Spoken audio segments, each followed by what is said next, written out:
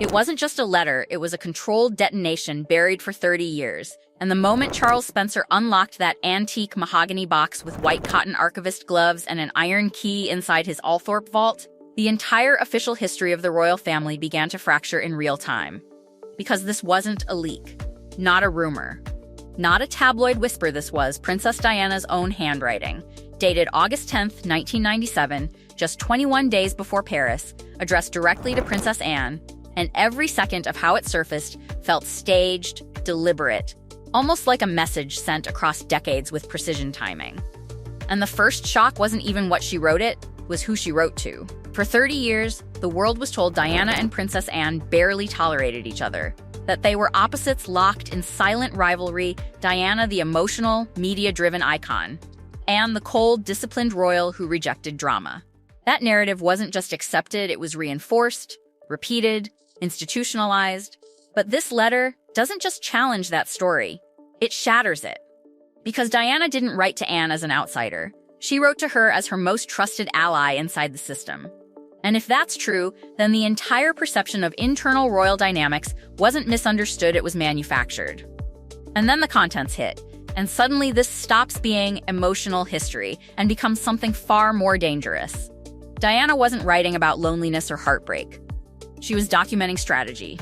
2 days before writing the letter, she had accessed an internal palace document outlining a plan to reduce her security detail, not for safety, but as pressure.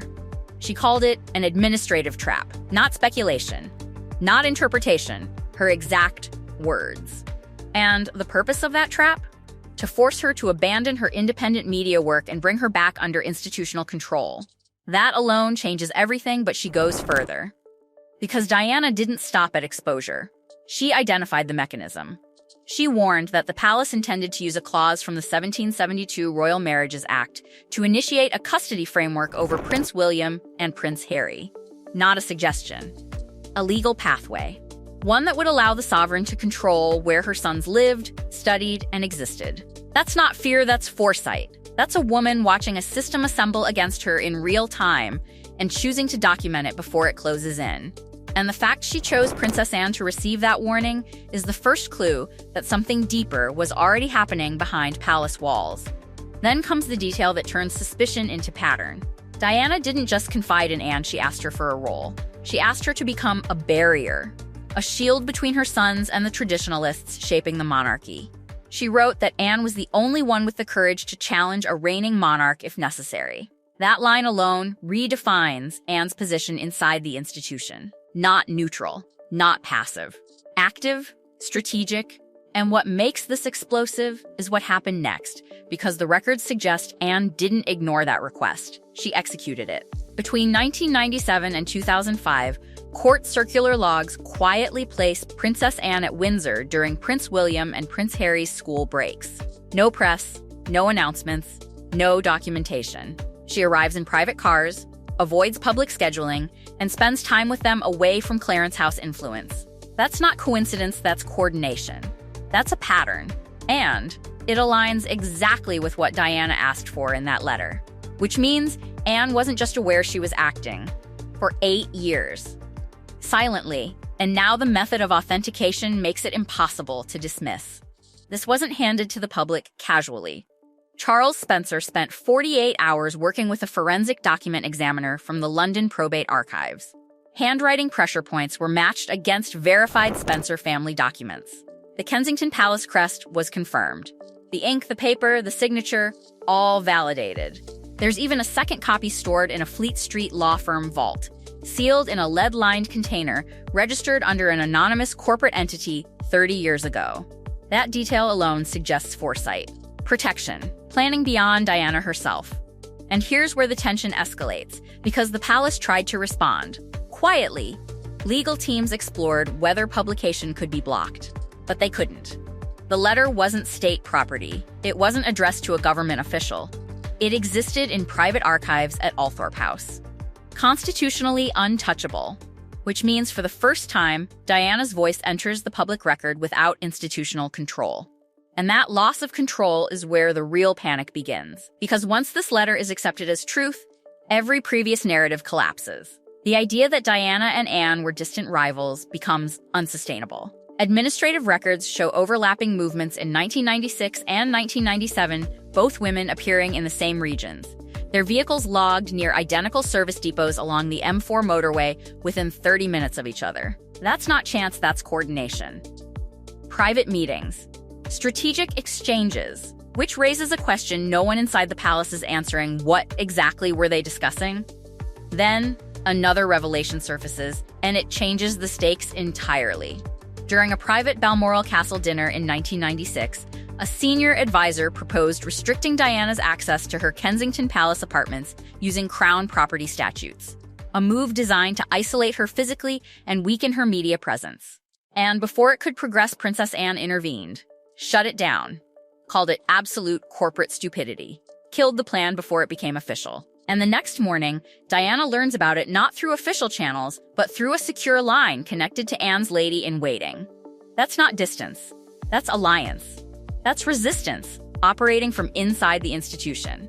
And suddenly, the silence of the past 30 years starts to look different. Because while former staff sold stories, friends gave interviews, tapes surfaced. Documentaries aired, Princess Anne said nothing. Not once. She kept her copy of the letter locked inside a fireproof safe at Gatcombe Park. When palace archivists requested access during Jubilee audits, she refused outright, classified it as personal correspondence. And legally, they couldn't force her hand without triggering internal conflict at the highest level. So the letter stayed hidden, protected, waiting, until Charles Spencer made the decision to bring it into the light. And that decision didn't happen in isolation. He traveled to Gloucester, briefed Anne directly, explained the authentication, explained the implications. And Anne, after 30 years of silence, didn't resist. She understood the shift. Because once the Althorpe copy was verified, hiding her version would only deepen suspicion. So the safe was opened. The second copy confirmed. Every detail matched. Which means what we're looking at now isn't just a rediscovered document. It's a synchronized reveal. And if Diana was documenting one administrative trap, the question that hangs in the air is how many more did she record before everything went silent? And just when it felt like the letter itself had already exposed too much, the final sections reveal something even more destabilizing, because Diana wasn't just describing a threat. She was preparing a counterstrike that may still be sitting somewhere, waiting to be triggered. She wrote about a hidden personal repository, over 200 letters and diary entries from her school years and early marriage, stored completely outside the palace system, beyond Windsor Castle archives, beyond royal oversight, beyond anyone's reach except her chosen trustees. And then she attached a condition so precise it reads less like emotion and more like a legal tripwire. If the central administration ever attempted to fully block her access to Prince William and Prince Harry after the upcoming autumn term, that entire archive was to be released to the public. That one instruction changes the scale of the story completely. Because now it's not just about one letter, it's about the possibility of 200 more documents, each one potentially carrying the same level of detail, the same direct accusations, the same exposure of internal mechanisms. And if that repository still exists, then what we've just seen is not the full picture, it's only the opening fragment of something much larger. Which explains why, behind the scenes, palace advisors are reportedly tracking Spencer family holdings from that exact period, trying to locate any trace of where those documents could be stored before anything else surfaces. And this is where the institutional reaction begins to crack under pressure. Because the moment this letter went public, the palace communications department didn't respond with control, they reacted with chaos. Hundreds of internal computers across the network simultaneously accessed the high-resolution scans from the Althorpe press server. Senior media figures abandoned routine briefings and rushed to monitoring screens as BBC News and Sky News pushed continuous coverage. Headlines focused on one phrase, administrative trap, and that phrase started spreading faster than any official statement could contain. Public reaction didn't wait for clarification. It moved instantly. Polling showed overwhelming support for Princess Anne, over 80% praising her silent role in protecting Prince William and Prince Harry, while confidence in the old administrative guard dropped sharply. Because the letter didn't just reveal tension, it assigned responsibility. It framed the palace bureaucracy as calculated, strategic, and willing to apply pressure on a mother to maintain institutional control. And once that perception takes hold, it's almost impossible to reverse. Then, the timing created a second crisis. Because the palace had already planned a major media rollout promoting Queen Camilla's upcoming charity appearances in London. A full campaign prepared, scheduled, ready to launch. But the moment Diana's letter went viral, that entire strategy collapsed.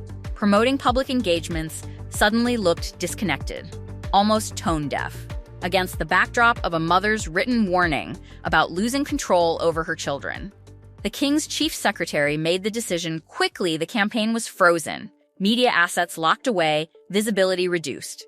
Not because it wasn't ready, but because it couldn't survive the shift in public focus.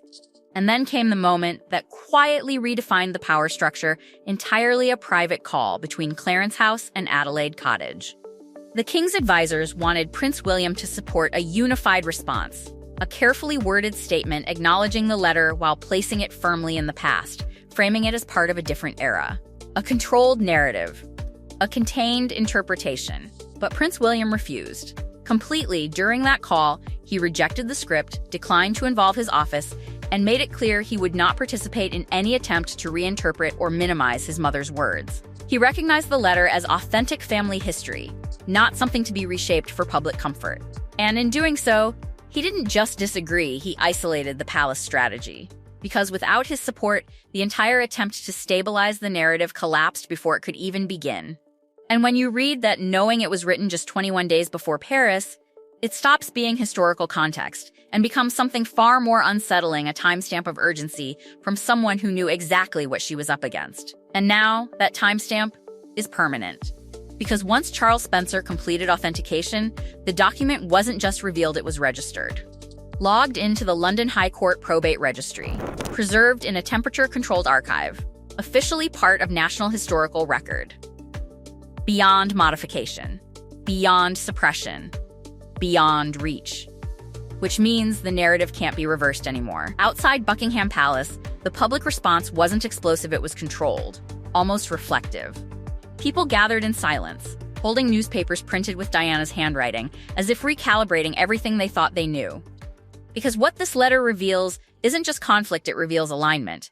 It reveals that while the system presented distance, two women were operating in quiet coordination against it. And that realization creates a final, unresolved tension. Because if Princess Anne wasn't acting alone, if she was able to block proposals, relay information, maintain silence for 30 years without exposure, then it raises the one question no one inside the palace is answering. Who else knew? Who else saw what Diana saw, understood what she documented, and chose to remain silent?